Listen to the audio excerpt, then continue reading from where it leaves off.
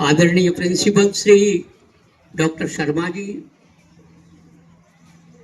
जामुगोड़ा college principal doctor राशवा जी, अमरा trustee माननीय मुकुंद भाई, college staff मित्रों, गामना सरपंच श्री, डेप्यूटी सरपंच श्री, प्राथमिक शाळाना आचार्य, स्टाफ मित्रों,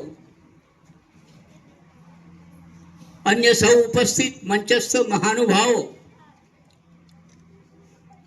અને મારા ભૂતપૂર્વ વિદ્યાર્થી એનએસએસના આ ગામના જ તૈયાર થયેલા અમારા પુષ્પેન્દ્રસિંહ સોલંકી,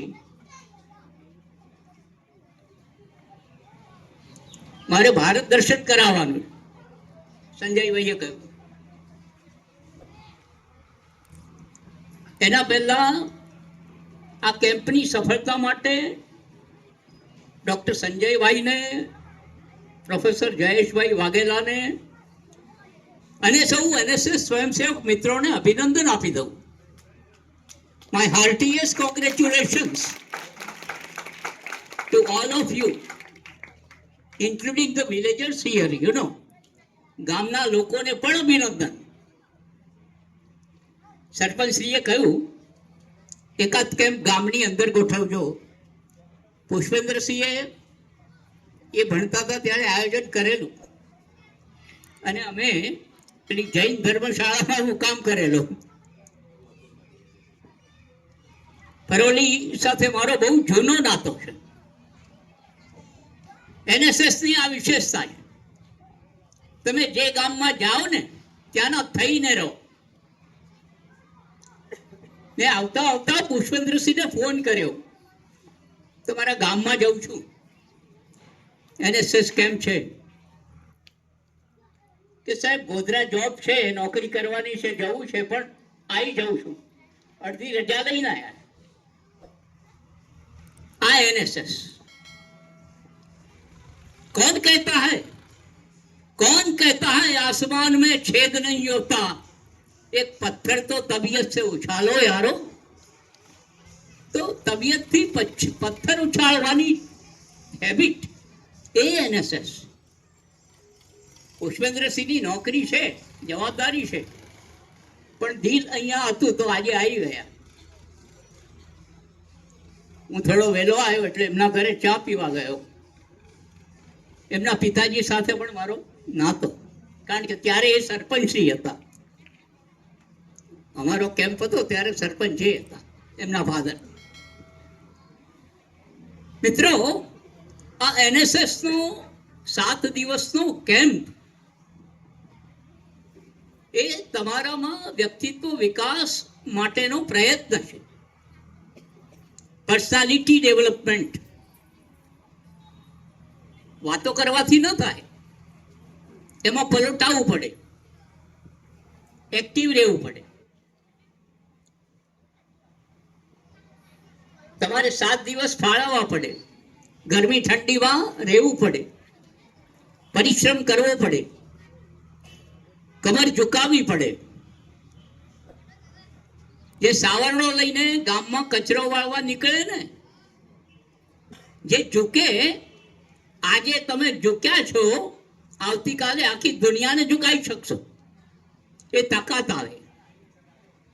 એટલા માટે છે એનએસએસ. હું અહીંયા આવ્યો ત્યારે જયેશભાઈ વિદ્યાર્થી મિત્રો સાથે પાથરનું પાથરતા હતા. જુઓ, એનએસએસની આ જાદુઈ કમાલ છે. પ્રોગ્રામ ઓફિસર બરાબર, પણ એ પણ તમારી સાથે કામ કરવા માંડી પડે. That is NSS. એનએસએસ માંથી આ સંદેશો લઈને જજો. સ્વચ્છતા, સફાઈ, આરોગ્ય સૌથી પહેલા તો તમને કામ લાગશે, બધાને કામ લાગશે, સમાજને કામ લાગશે. આપણે એનએસએસના ગીતમાં ગાઈએ છીએ, ઉઠે સમાજ કે લીએ ઉઠે. આ સમાજ ભાઈ જેવો તેવો તોય આપણો સમાજ, જેમાં વિવિધતા છે, unity in diversity, diversity in unity છે, એમાંથી કશુંક નવું કરવું છે, એ ભાવના. અને સમાજ જાગે તો દેશ જાગૃત થાય. સંજયભાઈએ ભારત દર્શનની વાત કરી છે. 26મી જાન્યુઆરી નજીક છે, આજે 24મી છે. અમારા સ્વયંસેવકો ક્યાં કેવા કામે લાગ્યા છે જુઓ. તૈયાર થયેલા મિત્રો ક્યાંક ને ક્યાંક કામ લાગે છે. પુષ્પેન્દ્રસિંહ છે, એમને હું અહીંયા સાથે લઈ આવ્યો. એક ચેતન ચાવડા છે તરખંડાના, ગભીરપુરા મુકામે એમણે ક્રિકેટ 11 ઇન્ટર વિલેજીસ મેચ રાખી છે, ક્રિકેટ મેચ. અને દરેક ગામોની ટીમના નામો કેવા છે ખબર છે? ચંદ્રશેખર આઝાદ 11, સરદાર ભગતસિંહ 11, સુખદેવ 11, રાજગુરુ 11, અશફાકુલ્લા ખાન 11. આ નામો ક્રિકેટ ટીમના નામો પણ ક્રાંતિવીરોના નામ પરથી. તો દેશને તૈયાર ક્યારે થાય? વ્યક્તિ તૈયાર થાય તો દેશ તૈયાર થાય. NSS નો કેમ્પ વ્યક્તિત્વ નિર્માણનું વર્કશોપ છે, વર્કશોપ. તમે તમારા સમયનો બેસ્ટ યુઝ કર્યો છે, બેસ્ટ, દેશ માટે. બધાએ લડવા જવાની જરૂર નથી સરહદ પર. સમાજમાં લડો, દૂષણો સામે, સમાજની બદીઓ સામે લડવા તૈયાર થાવ, એ NSS નો મેસેજ છે. જે કંઈ કરીએ રાષ્ટ્ર માટે કરીએ. અને આ રાષ્ટ્ર એટલે શું? એ રાષ્ટ્રની કલ્પના ભારત દર્શનની વાત સંજયભાઈએ કરી છે. 1962માં ચીન સાથે આપણું યુદ્ધ થયું. આ યુદ્ધ પછી લોકસભામાં એક ચર્ચા ચાલી. એ ચર્ચામાં એ વખતના ગ્વાલિયરમાંથી ચૂંટાયેલા યુવા સાંસદ अटल बिहारी वाजपेयी ये प्रश्न करे, वो लाखों चौरस मील लद्दाख की जमीन जो हमारी चीन के पास है उसका क्या हुआ? तो તે વખતે કોંગ્રેસનું શાસન હતું. કોકે જવાબ આપ્યો, अरे अटल जी वो जमीन बंजर थी जिसमें घास भी पैदा नहीं होता था, थोड़ी सी जमीन का टुकड़ा चीन को दे दिया तो क्या हुआ?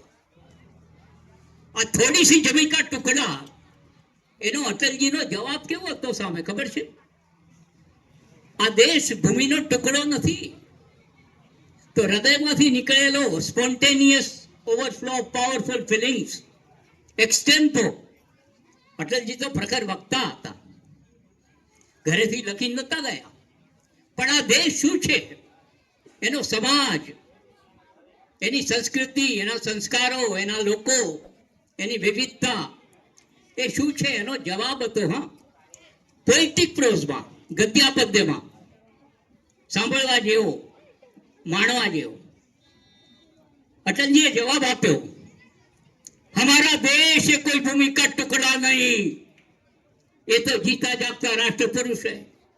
हिमालय जिसकी मस्तक है, हिमालय जिसका मस्तक है, गौरी शंकर जिसकी शिखा है, कश्मीर जिसका मुकुट है, और श्रीनगर जिसका मुकुट मणि है, दिल्ली जिसका दिल है, पंजाब और बंगाल जिसकी दो विशाल भुजाएं हैं, नर्मदा जिसकी कटी तो विंध्याचल कटी मेखला है, पूरब घाट और पश्चिम घाट जिसकी दो विशाल जंगाएं हैं, कन्याकुमारी जिसके चरण कमल है, सावन के काले काले बादल जिसकी कुंतल केश राशि है, मलया नील जिस पर सदा सर्वदा चमर डुलाता है.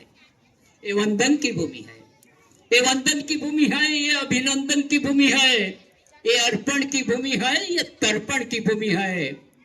ये राम और कृष्ण की जन्मभूमि, बुद्ध और महावीर की तपोभूमि, और शिवाजी और प्रताप की कर्मभूमि है. यहाँ का कण कण हमारे लिए परम पवित्र है, यहाँ का कण कण हमारे लिए परम पवित्र है, यहाँ का जन्म जन्म हमें प्राणों से भी प्यारा है. यहाँ की नदी हमारे लिए गंगा, और यहाँ का कंकर हमारे लिए शंकर है। हम जिएंगे इसी के लिए, हम जिएंगे इसी के लिए और मरेंगे भी इसी के लिए। और हमारी मृत्यु के बाद गंगा जल में बहती हुई हमारी हड्डियों से कोई कान भी लगाकर सुनेगा तो उसमें से आवाज आएगी, भारत माता की जय। धन्यवाद।